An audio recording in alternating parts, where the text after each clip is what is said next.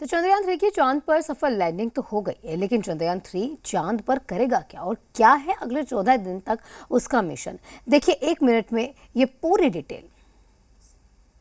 विक्रम से बाहर आकर रोवर के चांद पर चहलकदमी करने के साथ ही हर किसी के मन में ये सवाल पैदा होने लगा कि चंद्रयान 3 अपने मिशन में अब आगे क्या करेगा। रोवर प्रज्ञान अब अगले 14 दिनों तक चांद के बारे में जानकारी इकट्ठा करेगा।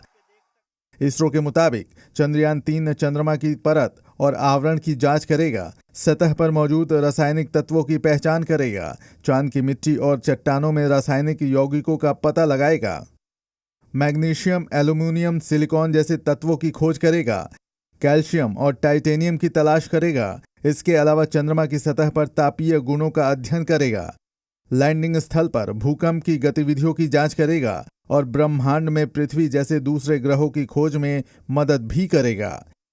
इसरो के डायरेक्टर एस सोमनाथ ने कहा, अगले 14 दिन हमारे लिए बहुत महत्वपूर्ण हैं। प्रज्ञान हमें चांद के वातावरण के बारे में जानकारी देगा। इसके अलावा हमारे कई मिशन अभी कतार में हैं। तो भारत के मून मिशन ने कई कठिनाइयों और चुनौतियों को पार करके चांद की सतह पर तिरंगा फहराया है। अब आपको इस ऐतिहासिक मिशन के पूरे सफर के बारे में भी बताते हैं। 41 दिन पहले चंद्रयान 3 ने मून मिशन की शुरुआत की थी। तब से अब तक कई अहम पड़ावों को पार करते हुए चंद्रयान 3 चांद की सतह पर उतर चुका है।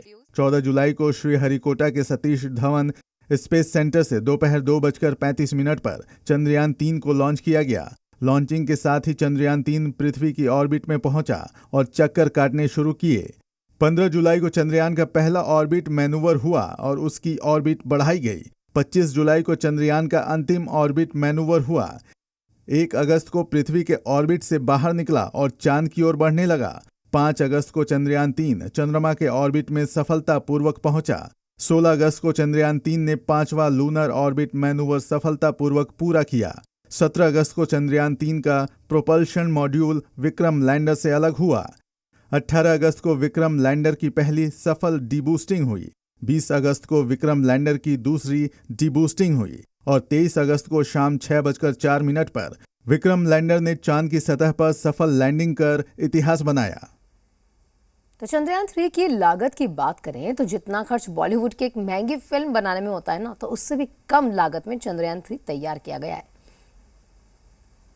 अमेरिका ने साल 1969 में चांद पर पहला कदम रखा था। इस मिशन का नाम अपोलो 11 था, जिसकी लागत $355 मिलियन थी, जिसकी तुलना में भारत का यह मिशन काफी कम लागत में तैयार हुआ है। इसरो के मुताबिक लैंडर, रोवर और प्रोपल्शन मॉड्यूल को बनाने में करीब 250 करोड़ रुपए की लागत आई, जबकि चंद्रयान 3 की लॉन्चिंग पर करीब 365 करोड़ रुपए खर्च किए गए। कुल मिलाकर भारत का चंद्रयान 3 मिशन 615 करोड़ रुपए लागत से तैयार हुआ और चांद तक जा पहुंचा। 790 वैज्ञानिकों की टीम ने मिलकर इस पूरे मिशन को सपने से हकीकत में तब्दील किया। चंद्रयान 2 मिशन के नाकाम होने के बाद 1 जनवरी 2020 को भारत सरकार ने चंद्रयान 3 मिशन को मंजूरी दी थी। इन सब के बीच आने वाले 14 दिन भारत के मून मिशन के लिए काफी अहम होने वाले हैं। ये न सिर्फ भारत बल्कि पूरी दुनिया के लिए अहम है और दुनिया का हर देश भारत के इस मिशन पर टकटकी लगाए बैठा है। तो चंद्रयान 3 के सफल लैंडिंग के